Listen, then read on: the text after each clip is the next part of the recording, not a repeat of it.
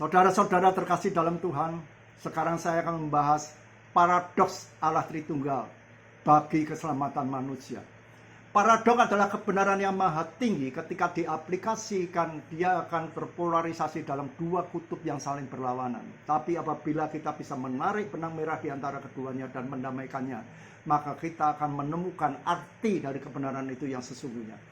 Tapi sayangnya banyak orang yang tidak menyadari bahwa kebenaran yang Allah tinggi itu sifatnya paradok. Maka ketika menjumpai dua pernyataan Allah yang saling bertentangan dalam Alkitab, mereka menganggapnya itu sebagai hal yang kontradiktif yang tidak bisa didamaikan, sehingga mereka memilih salah satu sisinya, menolak sisi yang lain. Itulah yang dilakukan oleh Saksi Yehova, Unitarian, dan Oneness.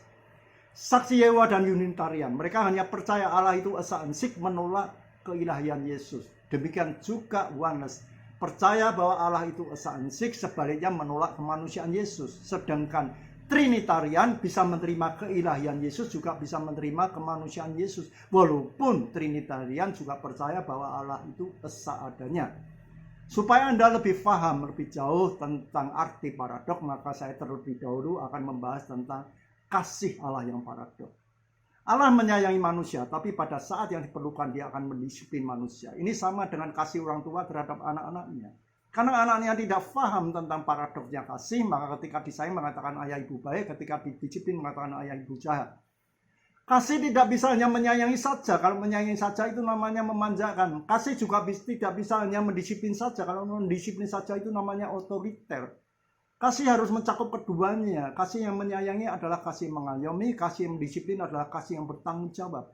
Dengan menyayangi dan mengayomi, dengan mendisiplin penuh tanggung jawab, maka terbentuklah karakter anak itu setelah dewasa menjadi manusia yang mandiri tapi berhati lembut. Karena selain didisiplin, dia juga disayangi oleh orang tuanya. Inilah fungsi dari paradok, yang dapat mendamaikan dua sisi yang berlawanan dalam kebenaran kasih sehingga mencapai suatu kesatuan makna yang harmonis. Beda dengan kacamata kontradiktif dalam memandang kebenaran kasih. Mereka akan lebih condong ke salah satu sisinya. Misalnya, menganggap bahwa kasih itu hanya menyayangi saja supaya kelak anak ini bisa balas budi pada orang tua. Kenyataannya anak ini manja dan sulit untuk mandiri. Sebaliknya, ada yang menganggap kasih ini hanya mendisiplin saja supaya anak itu kelak bisa mandiri. Memang setelah dewasa dia bisa mandiri, tapi karena kurang kasih dari orang tua sehingga dia mempunyai karakter yang keras. Jadi dengan kacamata kontradiktif dalam memandang suatu kebenaran, yang akan terjadi adalah ketimpangan. Doktrin yang dibangun adalah doktrin yang pincang. Nah, setelah kita memahami tentang paradoknya kasih Allah, coba kita pahami tentang paradok yang ada di dalam diri Allah sendiri. Tentu yang ada di dalam diri Allah tidak terlepas daripada kasih. Untuk mengekspresikan kasihnya, Allah menyatakan bahwa dirinya sendirilah yang akan menjadi juru selamat dan penebus. Yesaya 35 ayat 4, 43 ayat 11, dan 63 ayat 9. Tapi sebaliknya di Yohanes 3 ayat 16, Allah Bapa mengaruniakan anaknya yang tunggal menjadi juru selamat dunia. Jadi yang juru selamat itu anak atau Bapa. Tapi kalau menilik Yesaya 9 ayat 5 bahwa anak itu sebenarnya adalah Bapa Allah itu sendiri, maka benar bahwa Allah sendiri yang menjadi juru selamat. Tapi karena dia juga disebut sebagai anak, benar juga bahwa Allah Bapa yang mengaruniakan anaknya yang tunggal menjadi juru selamat dunia. Inilah paradoknya kebenaran Allah. Kamu akan selalu menjumpai dalam sepanjang Alkitab pernyataan-pernyataan yang kontroversial tentang Yesus. Misalnya tentang kebangkitan, dinyatakan bahwa Bapa Allah membangkitkan Yesus dari kematian. Roma 8 ayat 11, 10 ayat 9, Galatia 1 ayat 1, Efesus 1 ayat 20, Kolose 2 ayat 12, dan 1 Petrus 1 ayat 21. Tapi sebaliknya, Yesus sendiri menyatakan bahwa dia sendiri sanggup bangkit dari kematian. Di Yohanes 10 ayat 17-18, Yesus mengatakan, tidak ada seorang pun yang sanggup mengambil nyawanya. Atas kehendaknya sendiri dia menyerahkan nyawanya. Aku berkuasa untuk memberikan nyawaku, aku berkuasa untuk mengambilnya kembali. Yesus di sini berkata dalam kapasitasnya sebagai Allah yang tidak bisa mati, maka itu untuk mati saja dia harus memakai kuasanya baru bisa mati. Itulah makna dari yang dikatakan Yesus bahwa aku berkuasa untuk memberikan nyawaku, aku berkuasa untuk mati, aku berkuasa untuk mengambilnya kembali, aku berkuasa untuk bangkit kembali. Yohanes 5 ayat 21 dan Yohanes 6 ayat 40 dan 54, Allah Bapa memberi hidup yang kekal. Yesus juga memberi hidup yang kekal. Allah Bapa membangkitkan orang mati di akhir zaman. Yesus juga membangkitkan orang mati di akhir zaman. Jadi yang menjadi juru selamat itu Bapa atau anak? Yesus sebagai anak Allah saja atau sebagai Bapa Allah sendiri? Bapa yang membangkitkan Yesus dari kematian atau Yesus yang bangkit sendiri dari kematian? Bapa memberi hidup kekal atau Yesus memberi hidup yang kekal? Bapa yang membangkitkan orang mati di akhir zaman atau Yesus yang membangkitkan orang mati di akhir zaman? Alkitab menyatakan kedua-duanya benar walaupun saling berlawanan. Itulah perlunya kita memakai kacamata paradoks sehingga bisa menerima semua pernyataan Allah walaupun berlawan satu sama lain. Itu namanya eksegesis. Eksegesis yaitu dapat menuntun keluar ayat-ayat Alkitab secara apa adanya. Tapi kalau eksegesis itu menuntun masuk ke dalam ayat-ayat pikiran kita sendiri lalu memilah-milah ayat-ayat sesuai dengan pendapat kita angkat-angkat. Ayat tidak sesuai dengan pikiran kita lalu kita buang atau kita tolak dengan dipelintir-pelintir dengan kebohongan. Itulah orang yang memakai kacamata kontradiktif. Nah, sekarang saya tanya, mana yang lebih benar? Dengan kacamata paradok bisa menerima semua pernyataan Allah atau dengan kacamata kontradiktif hanya menerima sebagian pernyataan Allah, menolak pernyataan Allah yang lain? Tentu yang bisa menerima semua pernyataan Allah itu adalah pikiran Allah sendiri. Sedangkan yang bisa menerima sebagian pernyataan Allah, menolak pernyataan Allah yang lain, itu adalah pikiran manusia yang menyesatkan. Dengan kacamata paradok dapat menerima semua pernyataan Allah, maka didapati suatu fakta bahwa Allah yang esa itu ternyata di dalamnya ada eksistensi Bapa, Anak, dan Roh Kudus. Maka itu muncullah istilah Allah Tritunggal. Tapi kaum penyesat itu menyatakan bahwa istilah Allah Tritunggal tidak ada di dalam Alkitab. Tapi anehnya mereka juga menggunakan istilah seperti inkarnasi, predikat, manifestasi juga tidak ada dalam Alkitab. Kalau mau jujur, yang dipermasalahan bukan istilahnya. Karena kita hidup di zaman modern itu tidak menutup kemungkinan kita akan memakai istilah-istilah modern dalam membahas Alkitab. Sebetulnya yang dipermasalahkan bukan istilah Allah Tritunggalnya. Tapi apakah istilah Allah Tritunggal itu sesuai dengan fakta Alkitab? Apa arti Allah Tritunggal? Menurut Trinitarian, bahwa Allah itu memiliki 3 pribadi yang berbeda, satu hakikat yang sama. Menurut hemat saya ini kurang tepat. Karena apa? Pribadi maupun hakikat itu adalah menyangkut hal yang ada di dalam diri Allah. Segala hal yang menyangkut di dalam diri Allah itu sama. Pribadi itu mengacu pada sifat Allah. Sifat Allah itu penuh kasih, penuh hikmat, yang maha kudus. Dan hakikatnya maha hadir, maha kuasa, maha besar. Itu sama ada di dalam diri Allah. Yang beda adalah manifestasi keluarnya.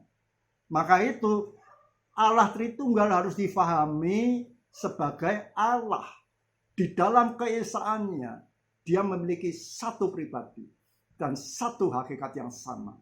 Tapi di dalam perwujudannya, Allah menghadirkan dirinya dalam 3 sosok yang berbeda dengan sebutan sebagai Bapa, Anak, dan Roh Kudus untuk menjalankan fungsi dan perannya masing-masing di dalam menggenapi misi penyelamatan manusia.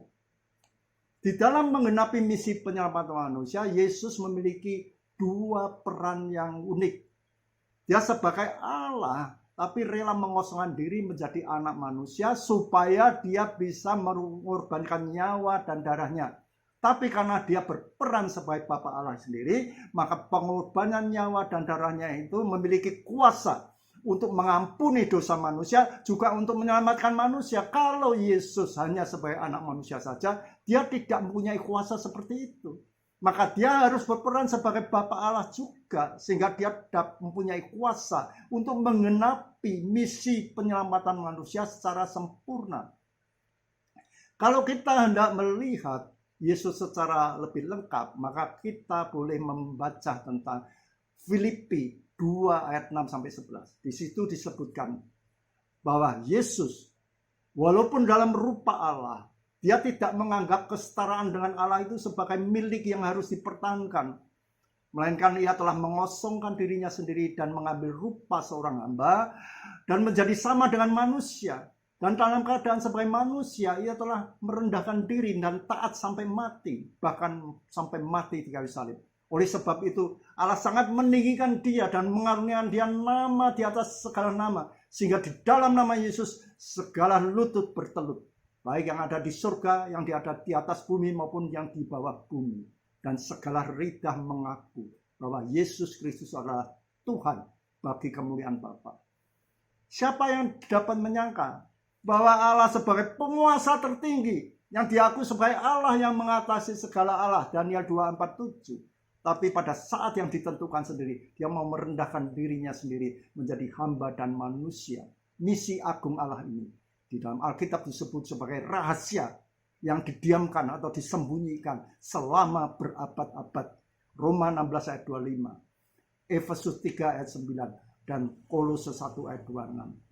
Dan rahasia itu diselidiki dan teliti oleh para nabi yang bernubuat tentang rahasia itu. Dan hal itu ingin diketahui oleh malaikat-malaikat. 1 Petrus 1 ayat 10-12.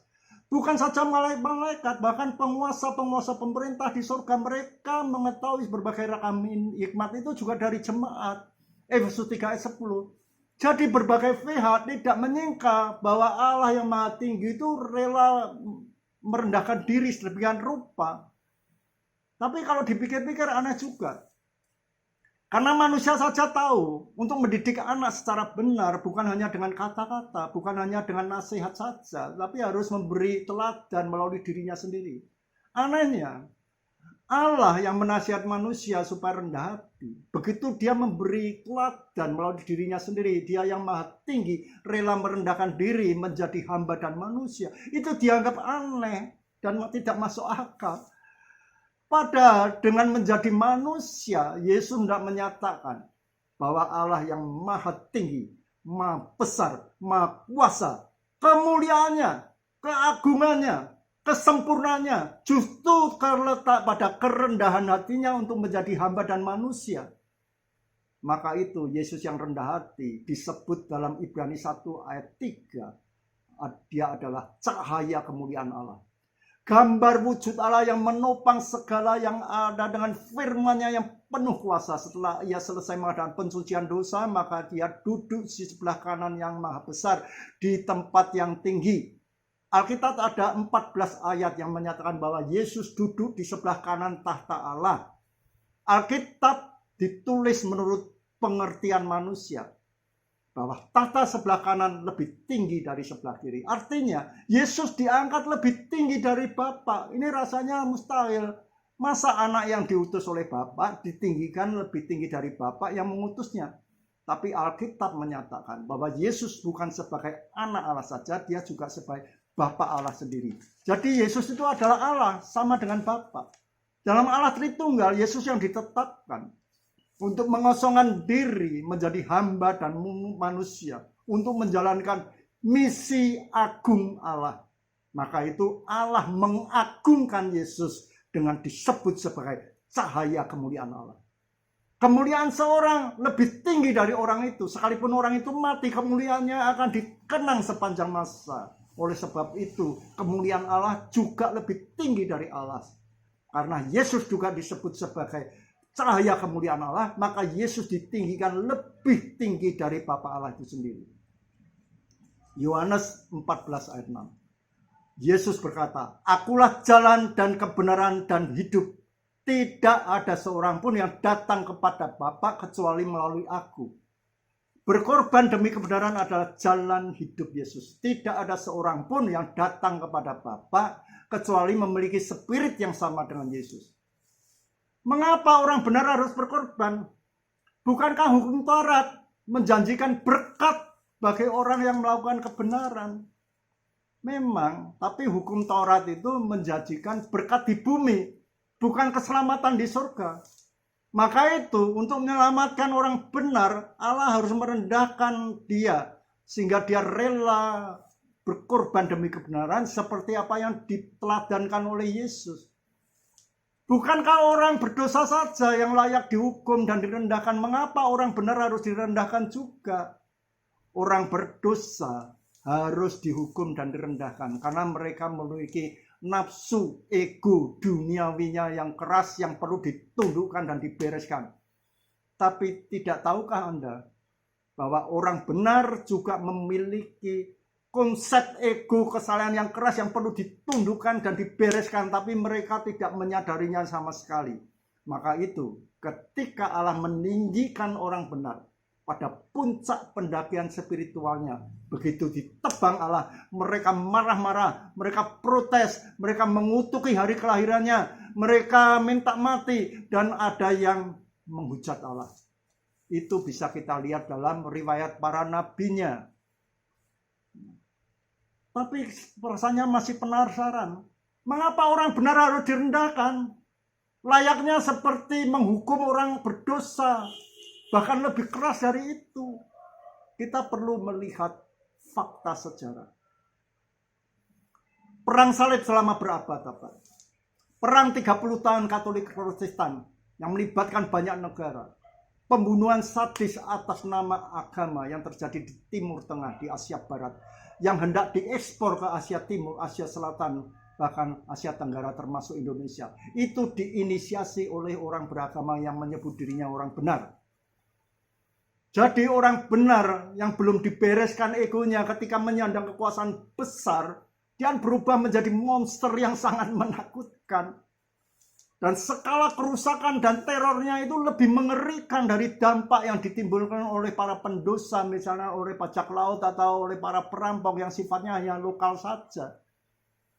Dan Alkitab membuktikan iblis yang tadinya adalah malaikat, yang disebut sebagai gambar dari kesempurnaan engkau, penuh hikmat dan maha indah.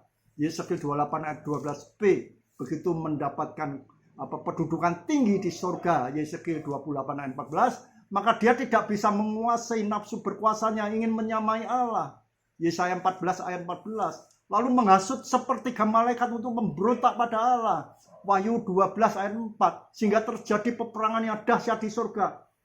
Mikael dengan malaikat-malaikatnya memerangi iblis dan antek-anteknya sampai mereka tidak bisa bertahan di surga, dibuang ke bumi. Celakalah bumi dan laut, karena iblis turun ke atasmu dengan kegeraman yang dahsyat. Wahyu 12 ayat 7-12. Jadi, sosok yang disebut sebagai gambar dari kesempurnaan engkau, penuh hikmat dan maha indah, karena belum pernah dibereskan egonya. Ketika mendapat kedudukan tinggi di surga, dia tidak dapat menguasai nafsu ingin berkuasanya sehingga menciptakan kerusakan yang dahsyat di surga dan di bumi. Bisa dibayangkan di surga nanti, orang berdosa yang telah bertobat dan diampuni dosanya, mereka lebih mudah menerima pengaturan Allah. Tapi bagaimana dengan orang benar yang belum dibereskan egonya? Seandainya mereka diizinkan masuk surga, mereka akan lebih sulit untuk menerima pengaturan Allah. Mereka akan berebut siapa yang terbesar di surga. Karena di dunia saja mereka berebut untuk membaptis dirinya sebagai Tuhan. Lalu menganggap punya hak untuk menghakimi pihak lain. Punya hak untuk mengkapling kedudukan di surga. Orang benar perlu direndahkan oleh Sang Maha Benar yang rela merendahkan diri di kayu salib sehingga mereka tidak bisa berdalih. Kalau orang benar mengeraskan hati, tidak mau direndahkan, untuk dimurnikan hatinya dari konsep ego kesalahan yang keras, mereka pasti tidak akan diperbolehkan masuk dalam kerajaan surga, karena pemilik kerajaan surga adalah Sang Maha Benar yang rendah hati. Bisa dibayangkan itu dia. Iblis yang merasa dirinya paling benar, paling berhikmat, meninggikan diri, hendak mengatasi Allah, lalu dibuang ke dunia. Tapi Allah di dalam diri Yesus sendiri rela merendahkan diri, turun ke bumi menjadi manusia, dibunuh oleh iblis melalui tangan manusia. Maka itu Yesus memiliki legitimasi yang kuat untuk menghakimi dan menghukum iblis. Itulah hikmat Allah yang terdapat dalam pribadi Allah itu sendiri. Dia yang maha besar, maha tinggi, rela merendahkan diri.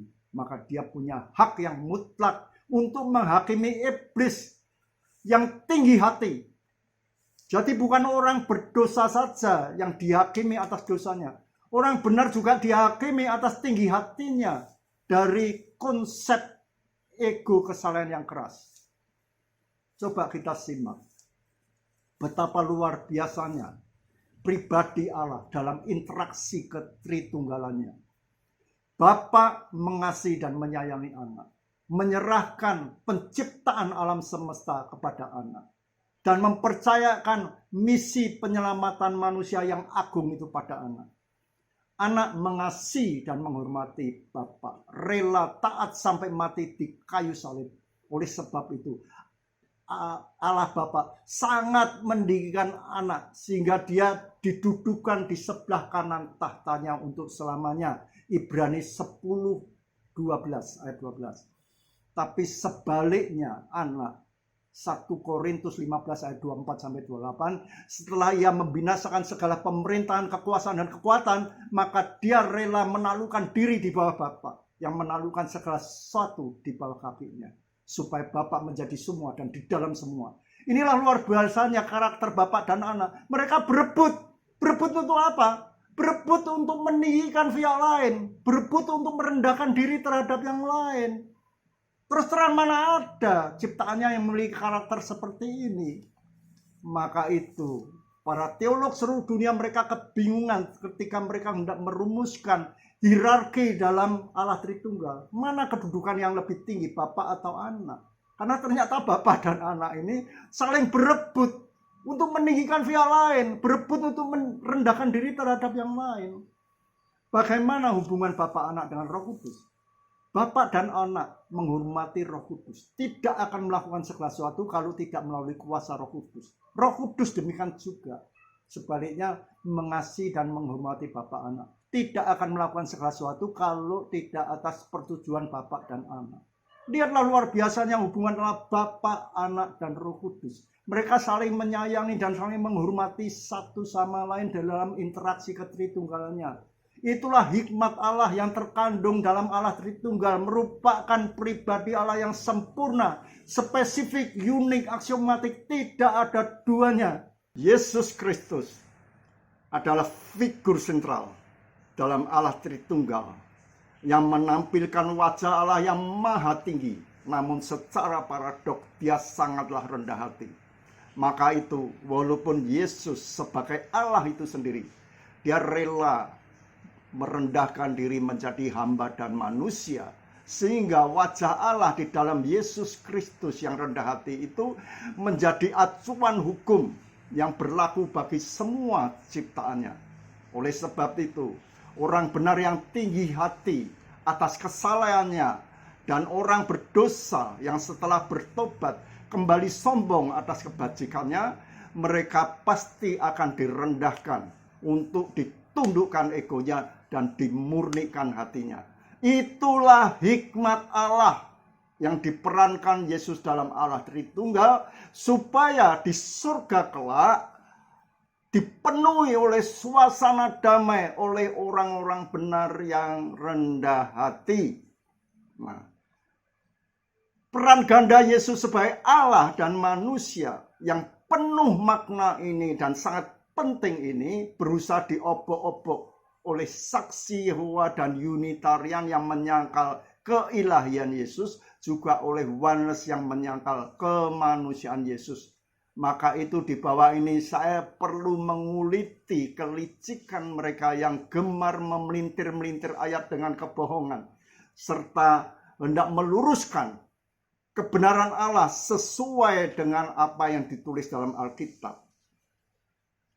Mengenai keilahian Yesus, di dalam Yesaya 9 ayat 5, di sana dinubuatkan tentang kelahiran Yesus yang sejatinya adalah Allah Bapa itu sendiri. Tapi hal itu disangkal oleh saksi Yehova dan Unitarian dengan alasan bahwa Yesus itu lahir 7 abad kemudian setelah Nabi Yesaya, sedangkan Yesaya menyebut seorang anak telah lahir. Secara logika semantik, semestinya anak itu lahir di zaman Yesaya.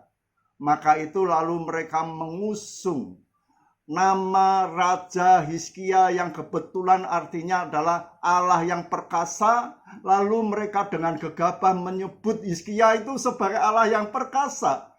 Ini jelas mereka sedang bercabang lidah menyalahi logika semantik yang dibangunnya sendiri. Mana mungkin seorang hanya sekedar memiliki nama yang artinya Allah yang perkasa, boleh disebut sebagai Allah yang perkasa. Yang lebih parah lagi, ketika Hizkia ditolong Allah dari kepungan musuh, bukan Allah yang disebut. Justru Hizkia yang disebut sebagai penasehat ajaib, Allah yang perkasa, Bapa yang kekal, dan Raja damai. Mengapa mereka begitu ngotot untuk menyebut Hizkia itu sebagai Allah Bapa, sedangkan mereka itu mengakui bahwa Hizkia itu bukan Allah Bapa? Karena mereka berusaha membangun suatu argumentasi yang palsu dengan menyatakan bahwa Hizkia, walaupun dia disebut sebagai Allah Bapa, sebenarnya dia bukan Allah Bapa. Maka Yesus yang mengaku sebagai Allah Bapa, sebenarnya dia juga bukan Allah Bapa. Itulah maksud mereka. Mereka hendak berbohong dengan penuh kelicikan, dengan sengaja bercabang lidah secara semena-mena mempermainkan logika semantik yang dibangunnya sendiri dengan tujuan untuk menganulir pernyataan Yesus yang menyatakan bahwa dirinya adalah Allah Bapa itu sendiri sesuai dengan nubuatan Yesaya 9 ayat 5. Yang sebenarnya ketika Allah menubuatkan tentang kelahiran Yesus di Yesaya 9 ayat 5, Allah sedang berbicara dalam kapasitasnya sebagai Allah yang tidak terikat oleh ruang dan waktu. Seperti apa yang ditulis dalam 2 Petrus 3 ayat 8. Bahwa bagi Allah satu hari sama dengan 1000 tahun. Artinya walaupun Allah menubuatkan tentang kelahiran Yesus dan itu terjadi 7 abad kemudian, itu tidak ada masalah bagi Allah yang bicara di luar ruang waktu. Dan lagi, suatu bukti bahwa di seluruh Alkitab hanya Yesus yang menyamakan dirinya sebagai Allah. Dan para pemuka Yahudi juga menganggap Yesus telah menyamakan diri sebagai Allah. Dan para murid mengakui bahwa Yesus adalah Allah Bapa itu sendiri. Sedangkan di riwayat Raja Hizkia maupun riwayat orang-orang lain di dalam seluruh Alkitab, tidak ada satupun yang mengaku bahwa dirinya adalah Allah, apalagi disebut orang sebagai Allah. Jadi benar, Yesaya 9 ayat 5, nubuatan itu hanya ditujukan pada Yesus yang satu-satunya menyamakan dirinya sebagai Allah, yang satu-satunya dianggap menyamakan dirinya sebagai Allah, dan satu-satunya yang diakui oleh para muridnya sebagai Allah. Mengenai Yesus adalah utusan. Di dalam Yohanes 17 ayat 3, di sana Yesus berfirman, inilah hidup yang kekal itu, yaitu bahwa mereka mengenal Engkau satu-satunya Allah yang benar, dan mengenal Yesus Kristus yang Engkau utus. Kalau kita mau mengetahui Yesus itu diutus sebagai apa, maka kita harus merujuk satu-satunya ayat yang menjelaskan tentang utusan, yaitu di Ibrani pasal 1 ayat 1 dan 2. Di sana menunjukkan hanya sekali saja Yesus diutus sebagai manusia seperti halnya nabi. Tapi 2 kali menunjukkan Yesus diutus sebagai Allah sendiri. Karena di sana disebutkan Yesus yang ditetapkan sebagai yang berhak menerima segala yang ada. Hanya Yesus dalam kapasitasnya sebagai Allah yang baru bisa ditetapkan sebagai yang berhak menerima segala yang ada. Itu pertama. Yang kedua disebutkan oleh Dia, berarti oleh Yesus Allah menjadikan alam semesta. Berarti Yesus dan Allah itu bersama-sama menciptakan alam semesta. Nah, kalau kita mau tahu arti dari penciptaan itu, maka kita harus merujuk satu-satunya kitab suci yang memperinci tentang penciptaan, yaitu di Kejadian pasal 1. Di sana tidak ada istilah utusan atau perantara, misalnya Allah dengan perantara Yesus mencipta, Allah mengutus Yesus mencipta, tidak ada. Yang ada langsung Allah berfirman, jadilah maka jadi. Tidak ada perantara, tidak ada utusan, langsung. Nah, yang lebih jelas lagi, Ayub 9 ayat 8, Yesaya 4 ayat 24, di situ jelas dikatakan bahwa Allah seorang diri menciptakan alam semesta. Sedangkan di dalam Ibrani pasal 1 ayat 2 disebutkan bahwa oleh Yesus Allah menciptakan alam semesta. Kalau demikian, bahwa Allah Bapa dan Yesus itu satu, baru disebut seorang diri. Kalau Bapa dengan Yesus itu satu, berarti Allah Bapa itu adalah Yesus sendiri. Yesus adalah Bapa Allah sendiri. Jadi di sini jelas. Kalau menurut Yohanes 17 ayat 3, berarti saksi Yehowa dan Unitarian itu tidak memiliki hidup yang kekal. Karena mereka tidak mengenal Yesus Kristus yang Allah utus dengan secara benar. Apalagi mereka terus menyemburkan kebohongan. Nah, mengenai Yesus adalah firman Allah. Yohanes pasal 1 ayat 1. Pada mulanya adalah firman. Firman bersama-sama dengan Allah dan firman itu adalah Allah. Mengapa Yohanes tidak mengatakan pada mulanya adalah Allah? Karena Allah tidak menampakkan tubuh rohaninya. Seandainya Allah menampakkan tubuh rohaninya, Yesus akan mengatakan pada mulanya adalah Allah. Tapi justru dengan tidak menampakkan tubuh rohaninya, Allah hendak memberi pesan pada kita bahwa betapa pentingnya firman itu bagi dirinya. Itu ibaratnya kalau manusia itu seumpama dia tidak memiliki tubuh jasmani yang bisa dilihat, betapa pentingnya suaranya itu untuk menandakan kehadirannya. Demikian pun Allah. Karena dia tidak menampakkan tubuh rohaninya, betapa pentingnya firman ini untuk menandakan kehadirannya.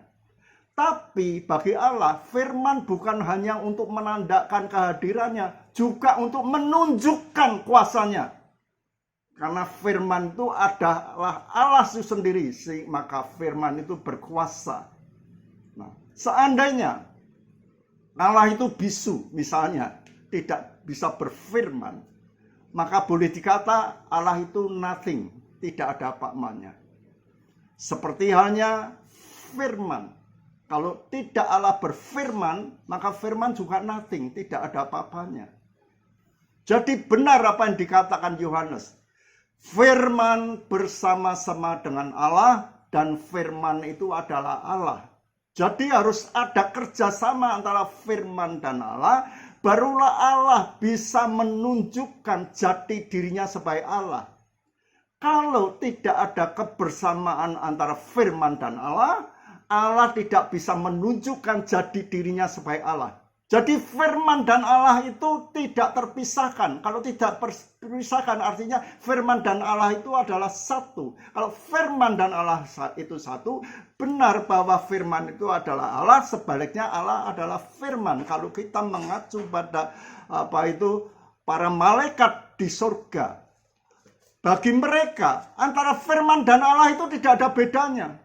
Karena hanya melalui firman mereka mengenal sosok Allah yang maha kuasa, maha agung, maha mulia. Jadi benar apa yang dikatakan oleh Yohanes, bahwa firman itu adalah Allah. Bukan oknum ilahi seperti yang dinarasikan oleh saksi Yehowa dan Unitarian yang sesat itu. Karena kalau firman itu oknum ilahi, sedangkan penampakan Allah di dalam surga itu hanya melalui firman, berarti selama itu para malaikat itu menyembah oknum ilahi, bukan Allah. Ini jelas pernyataan yang konyol dan menyesatkan. Yang terakhir saya akan membahas tentang oneness yang memiliki doktrin keesaan yang relatif hampir sama dengan saksi Yehowa dan Unitarian. Cuma bedanya oneness ini menyangkal kemanusiaan Yesus. Yohanes menganggap bahwa Yesus dan Allah itu selalu satu dalam segala aspek. Kelihatannya Yohanes itu seakan-akan hendak membela keilahian Yesus.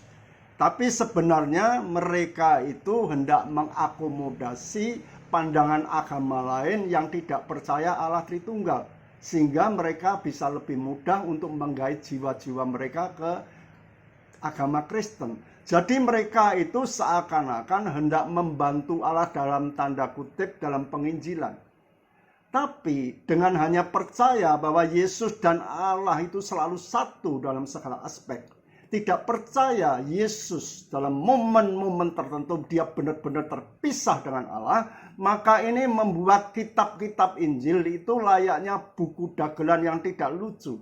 Karena bagaimana mungkin ketika Yesus bergumul dalam doanya di Taman Getsemani, sampai peluhnya menjadi titik-titik darah yang bertetesan ke atas tanah, di dalam Lukas 22 ayat 44, itu seakan-akan Yesus sedang berdoa pada dirinya sendiri sebagai Allah Bapa.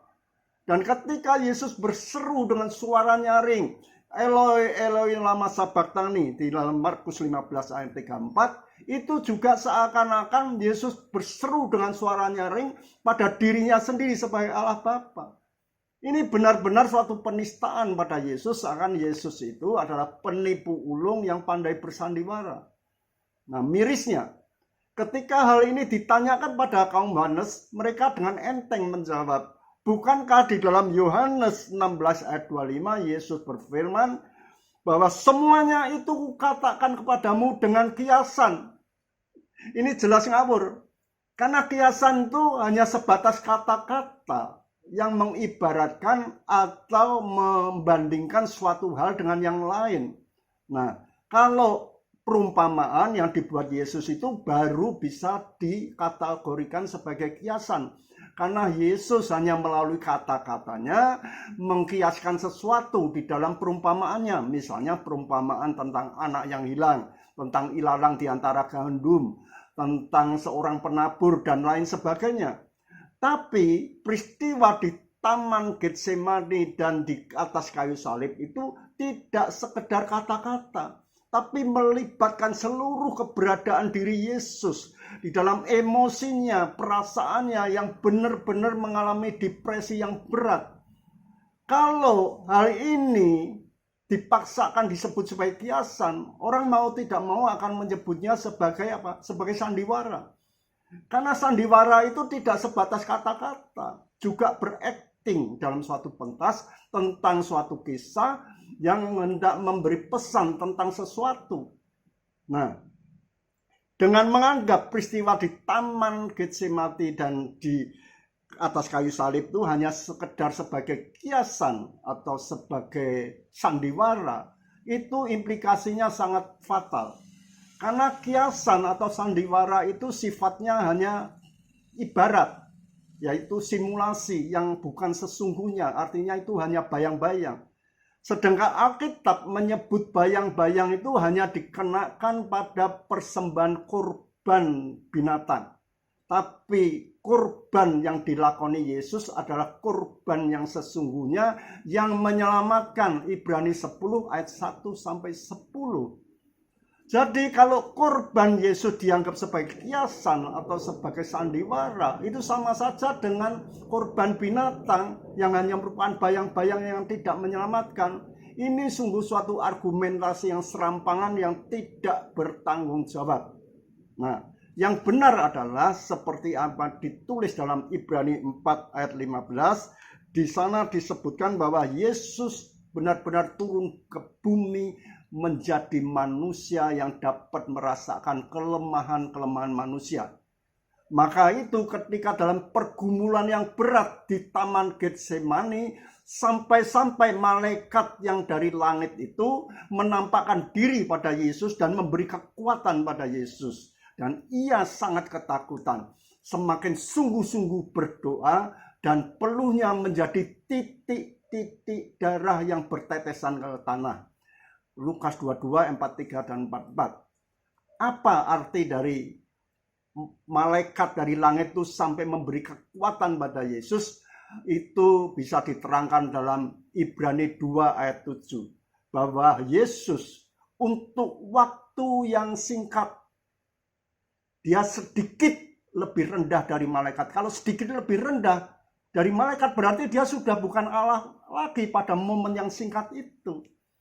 Ya, lebih jauh lagi ketika Yesus di atas kayu salib, dalam keadaan dia sedang memikul dosa umat manusia, dia itu benar-benar terpisah dengan Allah. Maka itu Allah berpaling daripadanya karena tidak sudi melihat dosa yang dipikulnya. Nah, keterpisahan dengan Allah ini merupakan pukulan yang berat, paling berat bagi Yesus. Maka itu Yesus sampai berseru dengan suara nyaring. Allahku, Allahku, mengapa engkau meninggalkan aku? Nah, mengapa Allah harus benar-benar terpisah dengan Yesus yang ada di kayu salib? Pertama, karena Allah hendak menunjukkan betapa seriusnya dosa bagi Dia, Allah yang Maha Kudus. Maka itu Yesus dalam keadaan memikul dosa manusia di pandangan Allah itu seakan-akan Yesus adalah manusia berdosa yang tidak layak bagi Dia. Kedua, Allah hendak menunjukkan bahwa betapa seriusnya Dia di dalam wajah Yesus berniat meneladankan kerendahan hati pada manusia. Jadi, lewat peristiwa kayu salib ini, kita dapat menyimpulkan, yaitu bahwa Allah tidak berkenan pada dosa, satu, tidak berkenan pada sifat tinggi hati. Karena Allah itu menentang orang yang congkak, mengasihani orang yang rendah hati. 1 Petrus 5 ayat 5b. Tapi kalau kita melihat, menyusuri riwayat perjalanan rohani murid-murid Yesus, kita mendapati suatu hal, bahwa para murid itu lebih dahulu bisa mampu menjauhi dosa, tapi sulit menguasai sifat tinggi hatinya, sulit menguasai nafsu kuasanya. Maka itu mereka sering bertengkar siapa yang terbesar di antara mereka. Bahkan ketika Yesus di detik-detik di mana dia akan meninggalkan mereka naik ke surga, para murid ini mendesak Yesus pada saat itu juga supaya memulihkan kerajaan Israel. Jadi sini diketahui bahwa manusia relatif lebih mudah menjauhi dosa, tapi sangat sulit mengendalikan nafsu kuasa di balik agama. Nah, maka itu Yesus tidak mau mewariskan kekuasaan dunia pada para rasulnya, walaupun dia sangat mampu melakukan itu. Karena kekuasaan dunia itu sangat kontraproduktif bagi proses pemurnian jiwa. Nah, coba kita lihat. Kalau suatu agama sampai mencapai mayoritas dalam suatu negara, maka di sana ada godaan kekuasaan yang akan mencoreng wajah agama itu sendiri. Dengan munculnya kelompok-kelompok garis keras yang diindoktrinasi oleh tokoh-tokoh agama yang haus akan kekuasaan untuk dimanfaatkan bisa meraih pengaruh politik kekuasaan. Bila perlu melahirkan teroris-teroris untuk menjatuhkan pemerintahan yang sah. Coba lihat. Bayangkan betapa besarnya daya rusak nafsu kuasa di balik jubah agama. Bukan saja merusak tatanan masyarakat, juga menghancurkan kualitas rohani umat beragama. Maka itu makna dari kayu salib jangan hanya diartikan supaya manusia itu menjauhi dosa saja. Itu tidak cukup. Ada jauh lebih penting dan jauh lebih sulit, yaitu mengendalikan nafsu kuasa di balik jubah agama. Nah, sekarang coba, apa sebetulnya motivasi orang itu mau menciptakan suatu doktrin yang baru?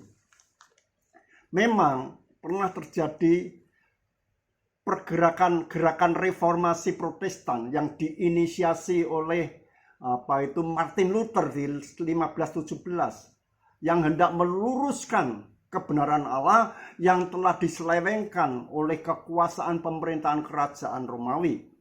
Tapi justru lebih banyak gerakan abal-abal alias gerakan palsu yang bukan untuk meluruskan kebenaran Allah, tapi justru membengkokkan kebenaran Allah dengan doktrin yang aneh-aneh, yang tujuannya hendak mencari sensasi dan mencari popularitas, atau hendak menghimpun kelompok-kelompok eksklusif tersendiri untuk bisa dimanfaatkan supaya dapat memperoleh bargaining power atau posisi tawar dalam pengaruh politik kekuasaan. Maka itu hati-hati, jangan sampai Anda itu dimanfaatkan untuk kepentingan mereka. Bukan saja Anda dimanfaatkan, bahkan Anda bisa dijerumuskan pada kesesatan mereka. Karena mereka itu tidak segan-segan memelintir-melintir ayat yang Alkitab yang sudah jelas-jelas kebenarannya, ditarik-tarik ke dalam doktrin mereka yang penuh kebohongan. Nah, misalnya doktrin saksi Yehova dan Unitarian. Mereka menganggap bahwa Yesus itu turun ke bumi hanya sebagai manusia saja, bukan sebagai Allah. Karena bukan sebagai Allah turun ke bumi, seakan-akan Allah itu tidak serius berniat meneladankan kerendahan hati pada manusia. Begitupun oneness menganggap bahwa Yesus turun ke bumi hanya sebagai Allah, bukan sebagai manusia. Karena bukan sebagai manusia, maka Yesus tidak benar-benar bisa merasakan siksaan batin, emosi, jiwa, jasmani layaknya manusia biasa. Sehingga ini juga seakan-akan Allah itu tidak berniat serius meneladankan kerendahan hati pada manusia. Jadi mereka itu walaupun kelihatannya memiliki doktrin yang beda, tapi sama-sama hendak menggambarkan bahwa Allah itu tidak serius berniat meneladankan kerendahan hati pada manusia. Nah, ini implikasinya seakan-akan Allah tidak menganggap serius terhadap daya rusak nafsu kuasa di balik jubah agama. Sehingga Allah seakan-akan merasa tidak perlu dengan serius berniat meneladankan kerendahan hati pada manusia. Jadi doktrin mereka ini benar-benar hendak mengaburkan konsep Allah Tritunggal yang diperkenalkan Allah melalui Alkitab, bahwa Allah yang maha tinggi rela merendahkan diri secara paradok di dalam wajah Yesus demi menyelamatkan manusia. Tapi justru saksi Yehova, Unitarian, dan oneness, mereka merasa malu untuk mengakui bahwa Yesus turun ke bumi sebagai Allah dan manusia. Padahal Allah sendiri berfirman dalam 2 Korintus 4 ayat 6, dari dalam gelap akan terbit terang. Ia juga yang membuat terangnya bercahaya di dalam hati kita, supaya kita beroleh terang dari pengetahuan tentang kemuliaan Allah yang nampak pada wajah Yesus. Jadi jelas di sini bahwa Allah tidak merasa malu untuk menunjukkan kerendahan hatinya, justru sebaliknya merasa mulia di dalam menunjukkan kerendahan hatinya melalui wajah Yesus. Jadi jelas di sini bahwa doktrin saksi Yehova, Unitarian, dan oneness itu timbul dari sifat tinggi hati, sehingga mereka tidak bisa melihat hikmat Allah yang luar biasa yang terpancar melalui pribadi Allah Tritunggal di dalam wajah Yesus di kayu salib, yang benar-benar tulus hendak menunjukkan, hendak meneladankan kerendahan hati pada manusia supaya manusia menjalankan agamanya dengan kerendahan hati, bukan dengan tinggi hati. Sebab tinggi hati merupakan kekejian di mata Allah. Sungguh mereka tidak akan luput dari hukuman. Amsal 16 ayat 5. Nah, hari ini tanggal 12 Juli tahun 2022. Mungkin kira-kira 3-4 bulan lagi, Oktober atau November, saya akan mengunggah video selanjutnya yang akan mengupas tentang paradoks Injil dan hukum Taurat menyingkap rahasia keselamatan. Di sana saya akan membuka kedok kepalsuan dari doktrin Advent hari ke-7. Nah, bagi Anda yang belum subscribe, jangan lupa subscribe, like, share, dan komen supaya Anda bisa mengikuti video saya selanjutnya. Sekian, terima kasih. Sampai jumpa. Tuhan Yesus memberkati.